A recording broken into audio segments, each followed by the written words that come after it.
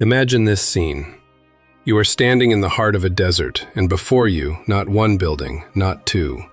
500 multi-story structures of clay, each more than 5 centuries old. Forget Dubai. Forget New York. This is a place no scheduled flights reach, no tourist buses serve. Or picture another scene, a well amid scorching sand dunes, so deep that government geologists refuse to descend to the bottom. Not because they lacked the equipment, because there was no air at the depth. And at the end of today's episode, an island that exists nowhere else in the world, literally. A third of its plants are found at no other point on our planet. Today we speak of Yemen, the country you know from news reports of war and humanitarian catastrophe. But there is another Yemen, the one that existed here millennia before the war, before the arrival of Islam, before the rise of Rome. A country where the idea of the skyscraper was realized 1,000 years before New York ever thought of it. A country where a dam rose that found its way into the verses of the Quran. A country where, according to one historical account, the very queen lived for whose meeting King Solomon ordered the floors of his palace laid with transparent glass. We have grown accustomed to seeing the Arabian Peninsula as a desert of oil wells, but 3,000 years ago it was an entirely different world. The ancient Greeks called the south of Arabia, Arabia Felix, Happy Arabia. And they called it that not for the sake of flattery, but for genuine prosperity. Frankincense and myrrh extracted from these lands were valued on world markets more highly than gold. Trade routes from Yemen stretched to Egypt, India, and the Mediterranean. This was one of the primary arteries of the entire ancient world, the incense road, along which thousands of laden camels passed every year. What science knows about what once existed here is less than it would like. Not because artifacts are scarce, there are plenty. Simply reaching them is difficult even in peaceful times. And for the last 10 years, war has raged here. Excavations have stopped, scholars have left the country. Some sites have already been destroyed by airstrikes. And that is precisely why everything that has survived holds particular value. Behind each of these places stands a mystery to which we have no answer yet. We begin with a site that official science long recognized as a wonder, yet has never fully explained. In the 7th century before the Common Era, when Rome was still a small village on a hill and Athens was only beginning to master the art of columns, a dam already rose in the center of the Arabian desert. Not an earthen embankment, a complete hydraulic structure nearly 600 meters long, faced with cut stone. The Marib Dam. Built by the Sabaeans, a people who created here one of the most powerful civilizations of the entire ancient world. Picture this scene in all its inconceivable reality. A dead desert. Summer temperatures above 50 degrees. No natural water sources nearby. And in the middle of this scorching inferno, a flourishing oasis covering more than 100 square kilometers, with gardens, date palms, and grain fields. All of this was made possible by a single structure that intercepted the seasonal floodwaters of mountain rivers and directed water through a branching network of canals. The engineers who designed this dam possessed knowledge of hydraulics that we still study from textbooks today. Marib became the capital of the Sabaean kingdom, a state historians call the cradle of South Arabian civilization. The kingdom held a monopoly on the trade in frankincense and myrrh, the two most costly commodities of their time. These resins were burned in temples across the Middle East and the Mediterranean, used in medicine, religious rites, and embalming. The source of nearly all the world's supply was this land. In 539 BC, even the Assyrian Empire received tribute from the Sabaeans, but not for long. Saba itself dictated the rules of trade to the entire region. The Greek historian Pliny the Elder, describing these lands, spoke of immeasurable wealth and green cities. His contemporaries did not believe him, they thought he exaggerated. Today we know, he did not exaggerate. And then in 572 AD, the year of the birth of the Prophet Muhammad, the dam collapsed. Not as a result of war, not from an earthquake. The precise cause has not been established to this day. Arab chronicles explain what happened thus. It was destroyed by a mouse. According to legend, God sent a special rat that gnawed through the dam from within. Some take this literally. Others read it as an allegory for the inner decay of power. Whatever the case, the fact remains. Within a matter of days, the oasis vanished. The water receded, the gardens withered, the city emptied. The people scattered across the peninsula, and the Great Saba became a legend. This event shook the Arab world so profoundly that it found its way into the Quran. Surah 34, Saba. We sent against them the flood released from the dam, and we replaced their 2 gardens with gardens of bitter fruit. The destruction of the Marib Dam is one of the few specific historical events directly mentioned in the sacred text of Islam. Why this one? What was so exceptional about this city that its destruction became a symbol of divine retribution? Theories exist. The answer does not. 2 kilometers from the ruins of the dam, in even greater desolation, rise the remains of the Awam Temple. It is also called the Temple of the Moon, or according to legend, the Throne of Bilqis. Bilqis is the Arabic name for the Queen of Sheba, the very one who, according to the Bible, the Quran, and Ethiopian tradition, ruled these lands around 960 BC and traveled to Solomon with offerings of gold, spices, and riddles. The Awam Temple was built in the 7th century BC, confirmed by both inscriptions on the walls and radiocarbon analysis. It was dedicated to the supreme god of the Sabaeans, Al-Maka, the god of the moon, whose symbol is found on most of the artifacts of Marib. Oval in plan, enclosed by a wall of enormous limestone blocks, with a ceremonial forecourt and a row of columns, this was one of the largest sanctuaries of pre-Islamic Arabia. But the most remarkable thing here is not the architecture. The most remarkable thing is what lies concealed underground. According to local traditions that no one is in a hurry to verify, somewhere in the depths of Marib rests a secret palace of the Queen. For the past century and a half, European and Arab researchers have repeatedly sought permission to excavate in this area. Local tribal leaders have invariably refused everyone. Until 2015, when war broke out and the question resolved itself.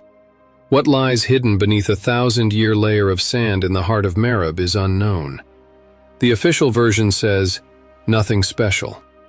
The tribal elders say, "It must not be touched." These are not the same thing. And now something entirely different, from the desert into an urban quarter that should not have existed. If you have ever seen photographs of Shibam, you most likely did not immediately understand you were looking at Yemen. Shibam looks like a freeze frame from a science fiction film, or like a mirage born of scorching air. In the middle of the canyon of the dried-up Hadramaut River, hemmed in by sheer walls of yellow limestone, stands a city of 500 towers, built of unfired clay, reaching 11 stories, and standing here for 500 years already. German journalist Hans Helfritz, who reached Shibam in the 1930s, filed a report under the headline, "Manhattan of the Desert." The nickname has stuck ever since, except that Shibam is older than Manhattan by approximately 1,000 years. The earliest references to the city date to the 2nd century of the Common Era, and the principle of vertical construction was applied here even in the pre-Islamic period. Every house in Shibam is a separate tower for one large family. The walls are thick at the base and gradually taper upward. This is how the builders achieved stability and economized on clay. There are almost no windows on the lower floors. This is fortification. Bedouin raids from the desert occurred regularly, and height offered protection. The higher a family lived, the more wealthy and unreachable it was. The tallest house in Shibam is 11 stories, around 30 meters. And it is built from a material you could prepare in any kitchen: clay, straw, water. This material is simultaneously the chief charm and the chief vulnerability of Shibam. In Yemen's dry climate, unfired clay will stand for centuries if regularly renewed. The walls must be replastered after every rainy season. While the city lived to its full capacity, its inhabitants maintained the buildings themselves. But in the 20th century, people began to leave for work elsewhere. Some houses emptied. UNESCO inscribed Shibam on the World Heritage List in 1982 and launched a restoration program. In 2008, a powerful flood destroyed several towers. War finished the rest. Since 2015, restorers have been unable to reach the city. Now a site that neither UNESCO nor any government has been able to explain properly. 150 kilometers northeast of the Yemeni city of Al-Mukalla, in the province of Hadramaut, lies a well known as Barhout. The Yemenis call it the Well of Hell. It is a circular karst sinkhole in limestone, approximately 30 meters in diameter. Its depth, according to various estimates, ranges from 100 to 250 meters. No reliable measurement has ever been taken. Not because no one tried, because those who tried could not complete the measurement. In 2021, a team of Omani cave explorers descended into the well for the first time with proper equipment. They found the depth to be approximately 112 meters. They reported an unusual odor, similar to sulfur, but with a distinctly different quality. They reported sounds at depth, not echoes of their own voices, but something else entirely. The water at the bottom, they said, was dark, almost black, and its temperature was significantly lower than the surrounding air. Samples were taken. Analysis showed an extremely high concentration of mineral salts and the virtual absence of dissolved oxygen. No biological life was detected in the water. Yemeni government geologists who visited the site in the 1990s officially described the situation as puzzling and declined to elaborate further in their reports. Local people have avoided the well for centuries. They say the souls of the dead pass through this hole on their way to the other world. That at night a light glows from within. That the smell intensifies before storms. Scientists say, karst formation, standard geochemistry. But none of the scientists who have actually descended into Barhout have ever called it standard. Not a single one. None of these sites, however, can compare with what awaits us next. Because the following place is not simply mysterious. It simply should not exist on this planet. 400 kilometers from the shores of Yemen, in the middle of the Indian Ocean, lies an island. More precisely, an archipelago of 4 islands. It is called Socotra. If you have never seen photographs of it, prepare yourself. Whatever you are now imagining will not correspond to reality. Because Socotra looks as though it was created by a fantasy artist commissioned to depict another planet. On the Dixam Plateau in the center of the island, at 600 meters above sea level, thousands of trees stand. They are called Dracaena cinnabari, dragon blood trees. Each resembles an enormous mushroom or an inverted umbrella, a straight trunk 3 to 4 meters tall and a dense dome-shaped crown that admits no sunlight.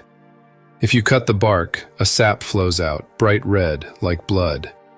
That is why for millennia it has been called dragon's blood and used in medicine, rituals, and as a natural dye. According to an Indian legend, a dragon once lived on this island that hunted elephants and drank their blood. One day a wounded elephant fell upon its enemy and crushed it. The blood of both mingled and soaked into the earth. From that earth grew the trees, the Dracaenas. Female of the dragon, that is precisely what their scientific name translates to. The legend is more beautiful than the scientific explanation. But the scientific explanation is no less astonishing. Socotra separated from the African continent approximately 6 million years ago. Since then, complete biological isolation. Over 6 million years, a flora formed here unlike anything in the rest of the world. Of the 825 plant species on the island, 307 are endemic, meaning they exist exclusively here. You will find them nowhere else on Earth. UN researchers who conducted an inventory in the 90s counted approximately 700 endemic animal and plant species in total. By this measure, Socotra is surpassed only by New Zealand, Hawaii, and the Galapagos Islands. But Socotra has a problem that no scientific expedition has been able to solve. The dragon blood trees are dying. Almost no young trees remain in the wild. Scientists have studied the causes and advanced hypotheses: excessive grazing by goats, climate change, the diminishing fogs that the trees collect through their crowns. UNESCO launched a restoration program and funded nurseries. In 2015, war began in Yemen. The program was suspended. The last dragon-blood forests of Socotra now exist without any support whatsoever. When the last old trees go, it will be an irreplaceable loss, one that no decision by any organization can undo. And yet a tree that lives for thousands of years dies slowly. Time still remains, but it is passing. One site remains, and it is the only one of everything we have seen today that looks back at you.